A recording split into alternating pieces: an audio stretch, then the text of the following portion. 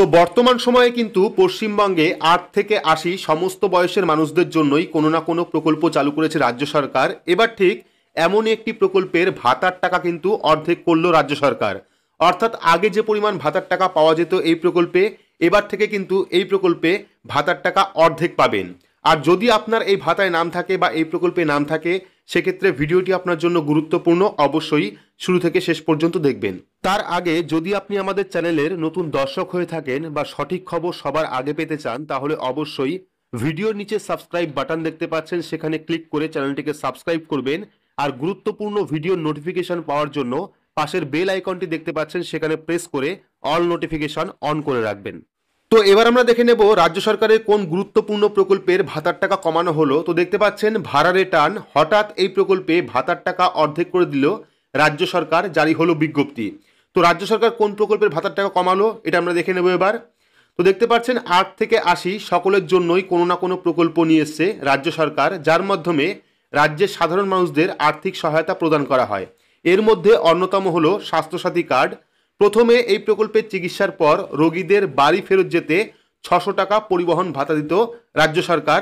এবার কিন্তু তা কমে হয় 400 টাকা, অর্থাৎ প্রথমে 600 টাকা দেওয়া হতো, পরবর্তী সময় কিন্তু 400 টাকা দেওয়া হতো। এবার কিন্তু এক ধাক্কায় তাও অর্ধেক করলো রাজ্য সরকার, অর্থাৎ রোগীদের বাড়ি ফেরার যে খরচ, সেই খরচ কিন্তু কমিয়ে অর্ধেক করা হয়েছে।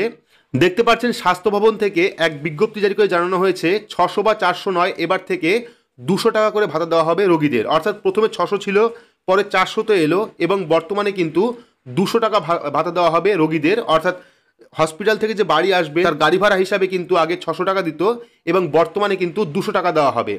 স্বাস্থ্যসাথী প্রকল্পের মাধ্যমে হাসপাতাল থেকে ছুটি পাওয়ার পর 600 টাকা করে পরিবহন ভাতা পেতেন রোগীরা। উল্লেখ্য, সেই সময় স্বাস্থ্যসাথী প্রকল্প একটি বেসরকারি সংস্থার মাধ্যমে চলতো, আর রাজ্য সরকার তাদের প্রিমিয়াম দিত।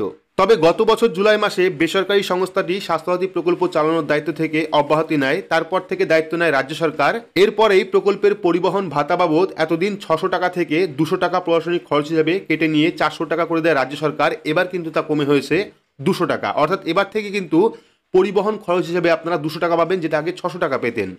অভিযোগ, স্বাস্থ্যসাথী প্রকল্পে এই ভাতা নিয়ে দুর্নীতি হচ্ছে। সম্প্রতি এই নিয়ে একাধিকবার অভিযোগ সামনে এসছে।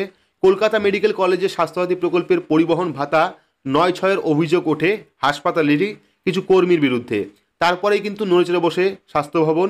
অনেকে বলছে আবার সরকারি ভাড়ারে টান পড়েছে, তাই সেই দিক সামাল দিতেই এই সিদ্ধান্ত। অর্থাৎ এবার থেকে কিন্তু স্বাস্থ্যসাথী প্রকল্পের যে সুবিধা, অর্থাৎ পরিবহন খরচ, যদি আপনার কোনো রোগী হসপিটাল থাকে, সেক্ষেত্রে কিন্তু রাজ্য সরকার স্বাস্থ্যসাথী কার্ডের মাধ্যমে 600 টাকা দিত পরিবহন ভাড়া খরচ হিসাবে, অর্থাৎ বাড়ি আসার যে ভাড়া সেই হিসাবে কিন্তু টাকা দিত। কিন্তু পরবর্তী সময় সেটাকে 400 টাকা করা হয়েছিল, এবং বর্তমানে কিন্তু সেই পরিবহন খরচ হিসাবে আপনারা 200 টাকা পাবেন। অর্থাৎ হসপিটাল থেকে বাড়ি আসার যে খরচ, সেই খরচ কিন্তু আপনারা 200 টাকা পাবেন।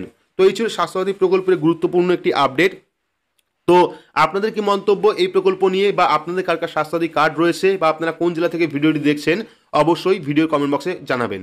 তো ভিডিওটি আজকের মতো এইটুকুই, ধন্যবাদ।